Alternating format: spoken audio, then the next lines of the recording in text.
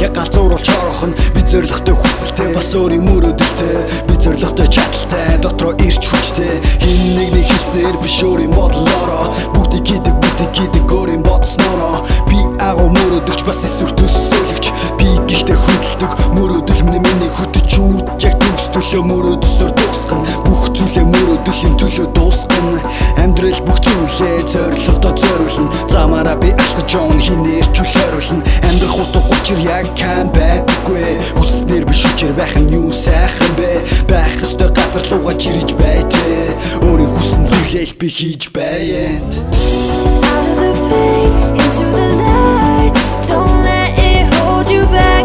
It ain't easy, but you gotta try.